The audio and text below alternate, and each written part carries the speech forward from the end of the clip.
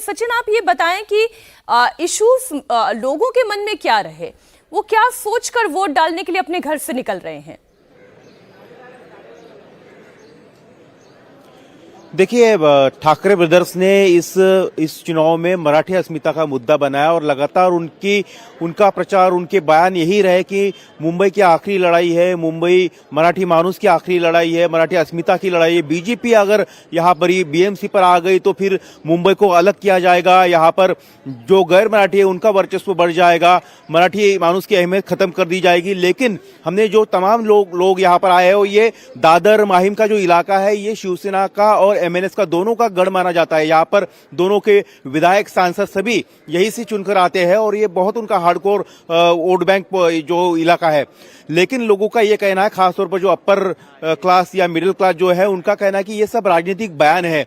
उन्हें मराठी अस्मिता और मुंबई तोड़ी जाएगी, ये सब राजनीतिक बयान लगते हैं। उनके लिए सबसे बड़ा मुद्दा है विकास का, डेवलपमेंट का। और ताजुब है कि लोग ये कह रहे हैं कि अगर एक ही पार्टी की सरकार तीनों जगह रहेगी, यानी कि केंद्र में भी, राज्य में भी और मुंबई में भी, तो तेजी से विकास के प्रोजेक्ट जो है वो आगे बढ़ेंगे। क्योंकि हमने पिछले 2.5 साल में देखा, जब उद्धव ठाकरे मुख्यमंत्री थे तब किस तरह से रोड़ा अटकाया जा रहा था प्रोजेक्ट को लेकर, तो ये लोगों ने देखा है। तो लोग चाहते हैं कि उनके लिए सड़क, पानी, बिजली, ट्रैफिक, प्रदूषण, ये तमाम जो समस्या है उनके लिए अहमियत है। और उसी को देखते हुए देखिए, अगर इन मुद्दों पर चुनाव होता है तो फिर ये कह सकते हैं कि वो जो ट्रेंड है, क्या वो ट्रेंड जो नेताओं के लिए बोलने का ट्रेंड अलग है और करने का ट्रेंड अलग है, तो वो ट्रेंड क्या यहाँ से कुछ बदलता है, वो हमें देखना होगा। आप बने रहे हमारे साथ। सचिन, हमारे सहयोगी दिनेश मौर्य भी जूही इलाके में पहुंचे, उन्होंने भी वहां पर लोगों से बात करने की कोशिश की, उनका मन टटोलने की कोशिश की कि उनके लिए ये चुनाव क्या अहमियत रखता है। बीएमसी चुनाव में प्रधानमंत्री मोदी के काम पर वोट डालने के बाद भी लोग कह रहे हैं।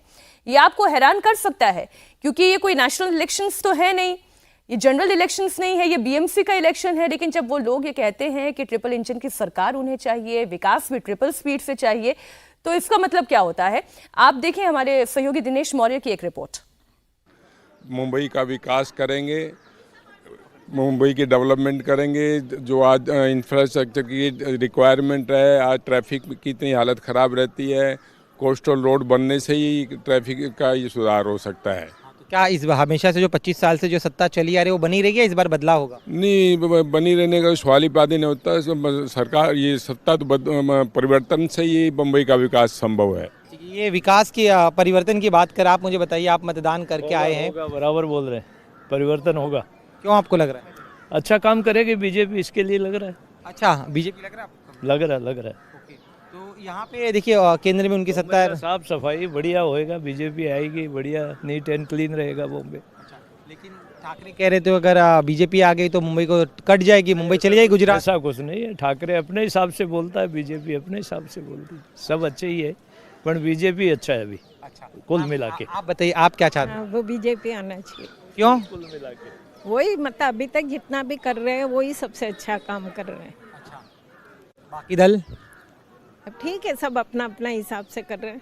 अच्छा, आप क्या चाहते, चुनकर है तो क्या करें? वही क्लीन हो, अच्छा विकास हो, यही सब है, और क्या जरूरत है। बॉम्बे का विकास होए, और क्या, बॉम्बे का विकास होए, यही चाहते हैं। बढ़िया करेगी बीजेपी, करेगी बीजेपी को ही करना पड़ेगा। और अभी तो है नहीं, देश में बीजेपी है, दिल्ली में भी है, बॉम्बे में भी है, महाराष्ट्र में है, यहाँ भी हो जाएगी।